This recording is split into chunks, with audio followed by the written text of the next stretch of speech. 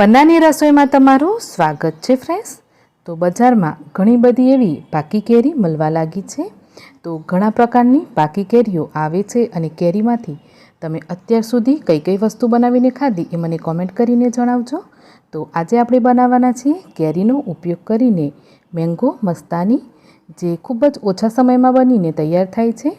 અને આ મેંગો મસ્તાની છે ને એ બજારમાં મળે એનાથી ખૂબ જ આપણને ઘરે બનાવીએ ને તો સસ્તી પડે અને એકદમ ફ્રેશ અને તાજી હોય છે, જે ખાવામાં પણ બહુ જ મસ્ત લાગે છે।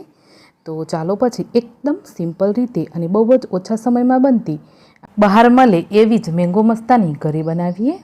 તો મેંગો મસ્તાની બનાવવા માટે સૌથી પહેલાં તો આપણને જોઈશે થોડાક ડ્રાયફ્રૂટ્સ અને તૂટી ફ્રૂટી હોય તો એ લઈ લેવાની। તો ડ્રાયફ્રૂટ્સમાં તમને જે પણ પસંદ હોય એ તમે લઈ શકો છો। મેં કયા કયા લીધા છે એ હું તમને આગળ જણાવીશ। તો બધા ડ્રાયફ્રૂટ્સને મેં પહેલેથી ચોપ કરીને તૈયાર રાખ્યા છે। એની સાથે જ લેશું આપણે 1 થી 1.5 ચમચી ચિયા સીડ્સ, જેને આપણે તકમરિયા પણ કહીએ।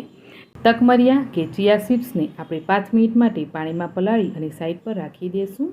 તો આપણે બીજી તૈયારી કરીશું મસ્તાની માટે, ત્યાં સુધીમાં સરસ પલળી અને ફૂલી જશે। તો ચાલો આટલી વસ્તુ તૈયાર કર્યા પછી હવે આપણે લઈ લેશું પાકી કેરી। કેરીને મેં બજારથી લાવ્યા પછી પાણીથી ધોઈ અને ફ્રીજમાં મૂકી દીધેલી। અને કેરીમાં મેં લીધી છે 1 કિલો કેસર કેરી, જે મીઠી હોય એટલે એમાં આપણે ખાંડનો ઉપયોગ વધારે નહીં કરવો પડે। એ રીતે તમારી આજુબાજુ જે પણ કેરી અવેલેબલ રહેતી હોય અને તમને જે પસંદ હોય એ તમે લઈ શકો। બને તો કેરી છે ને એ મીઠી હોય એવી પસંદ કરવાની। તો ચાલો આ રીતે આપણે કેરીને ઉપરથી થોડો ભાગ હટાવી દઈશું અને આ રીતે એને કટ કરીને તૈયાર કરી લઈએ। તો અહીંયા છે ને ફ્રેન્ડ્સ, તમારે જેટલી ક્વોન્ટિટીમાં બનાવવું હોય એટલી તમારે કેરી લઈ લેવાની। તો હું અત્યારે 4 થી 5 ગ્લાસ મેંગો મસ્તાની બનાવું છું। તો કેરીને કટ કર્યા પછી આપણે આ રીતે એક મિક્સરનું જાર લઈ લેશું અને એની અંદર કેરીનું બધું જ પલ્પ આપણે મિક્સરમાં લઈ લેવાનું છે। આ રીતે કરવાથી તમે ઝટપટ આમ પલ્પ છે ને એને અલગ પણ કરી શકશો અને ફટાફટ તમારી મેંગો મસ્તાની બનીને તૈયાર થશે। અલગથી તમારે કેરીને છોલવાની જરૂર બિલકુલ નહીં પડે। તો ચાલો આ જ રીતે મેં 3 થી 4 કેરીનો પલ્પ મિક્સરમાં લઈ લીધો છે। થોડાક ટુકડા મેં કેરીના કટ કરીને સાઈડ પર રાખ્યા છે ગાર્નિશિંગ માટે।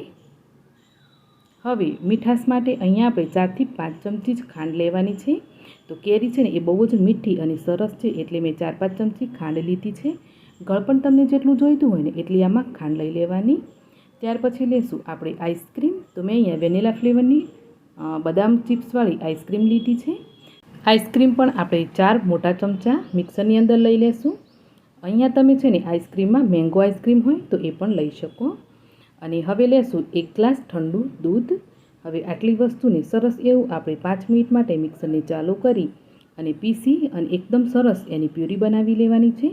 તો ધ્યાન રાખવાનું ફ્રેન્ડ્સ કે મેંગો મસ્તાની બનાવો ને ત્યારે તમે જે આ મિશ્રણ બનાવો છો એ તમારે વધારે પતલું ના થઈ જાય એનું ખાસ ધ્યાન રાખવાનું। બની શકે ને તો તમે દૂધ પહેલાં થોડું લેજો અને ત્યાર પછી આને તમે પીસજો।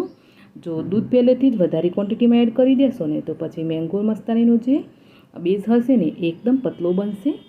તો ચાલો હવે આપણે મેંગો મસ્તાનીને સર્વ કરીએ। તો ગ્લાસ લઈ લેશું અને ગ્લાસની અંદર પહેલાં તો આપણે નીચે 1-1 ચમચી કેરીના ટુકડા રાખી દેવાના અને ત્યાં સુધીમાં આપણા જે ચિયા સીડ્સ હતા એ પણ સરસ પલળીને ફૂલી ગયા છે। તો 1/4 ચમચી જેટલા ચિયા સીડ્સ એડ કરી દઈશું। ત્યાર પછી થોડી બદામની કતરણ, થોડી કાજુની કતરણ અને અહીંયા મેં લીધા છે થોડા લાલ કલરના તૂટી ફ્રૂટી। એનાથી છે ને આપણી મેંગો મસ્તાની લુકવાઇઝ બહુ જ મસ્ત દેખાશે। હવે ગ્લાસમાં આપણે રેડીશું જે આપણે મેંગો મસ્તાની માટે બેઝ બનાવ્યો એ। તો ગ્લાસ અહીંયા તમારે આખા નથી ભરવાના, અડધા ગ્લાસની અંદર તમારે આ મેંગો મસ્તાનીની જે પ્યુરી બનાવીને એ એડ કરવાની છે। તો 4 ગ્લાસમાં મેં એડ કરી દીધી છે અને હવે વચ્ચે આપણે ફરીથી 1-1 ચમચી આઈસ્ક્રીમ એડ કરી દઈશું અને ત્યાર પછી ફરીથી તમારે આની ઉપર ડ્રાયફ્રૂટ્સ નાખવાના। તો મેં અહીંયા સૌથી પહેલાં તૂટી ફ્રૂટી એડ કર્યા છે, ત્યાર પછી કિસમિસ એડ કરી છે અને કાજુ બદામ આ બધા જ ડ્રાયફ્રૂટ્સ મેં અહીંયા લીધા છે। તો જે પણ તમને પસંદ હોય ને એ તમે લઈ શકો ડ્રાયફ્રૂટ્સમાં, ખાલી કાજુ બદામ લેવા હોય તો પણ લઈ શકાય। મતલબ કે જે પણ તમને પસંદ હોય એ તમે લઈ શકો છો ફ્રેન્ડ્સ। અને ફરીથી મેં 2 ગ્લાસની અંદર ચિયા સીડ્સ 1-1 ચમચી એડ કર્યા છે। 2 ગ્લાસ હું છોકરાઓ માટે બનાવું છું એટલે એમાં મેં બીજી વાર ચિયા સીડ્સ નથી એડ કર્યા। અને ફરીથી આપણે મેંગો મસ્તાનીનો બેઝ થોડો એડ કરી દઈશું અને હવે ફાઇનલી ટોપ પર આપણે ફરીથી 1-1 ચમચી આઈસ્ક્રીમ મૂકવાની અને ફરીથી આપણે કેરીના ટુકડા અને જે બધી જ વસ્તુ છે ને ડ્રાય ફ્રૂટ્સ તૂટી ફ્રૂટી એનાથી સરસ એવો ગ્લાસને સજાવી લેશું. અને છેલ્લે મેં ટોપ પર નાખ્યા છે પિસ્તા.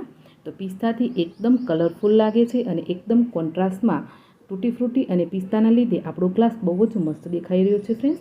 તો આ રીતની મેંગો મસ્તાની તમે બજારમાં જરૂરથી ખાધી હશે. હું તો કહીશ બજાર કરતાં પણ આપણે જે ઘરે બનાવીને એ બહુ જ ફાઇન બની છે. તો તમે આ મેંગો મસ્તાનીને ઘરે બનાવીને જરૂરથી ટ્રાય કરજો. તો અહીંયા તમે જોઈને સમજી શકતા હશો કે આપણી મેંગો મસ્તાની કેટલી મસ્ત બની છે. તો જોતાં જ તમને પણ બનાવવાનું મન થઈ ગયું ને. બનાવવું એટલું જ ઇઝી છે. તો તમે આ મેંગો મસ્તાની ઘરે બનાવીને જરૂરથી ટ્રાય કરજો. અને હા ફ્રેન્ડ્સ, આ જ રીતે તમે પણ ઘરે મેંગો મસ્તાની બનાવીને જરૂરથી ટ્રાય કરજો. અને ટ્રાય કર્યા પછી તમને મેંગો મસ્તાનીની રેસીપી થોડી પણ પસંદ આવે તો વિડીયોને લાઇક શેર કરી ચેનલને જરૂરથી સબસ્ક્રાઈબ કરજો. તો મળીશું પછી એક આવી જ નવી રેસીપી સાથે. આવજો.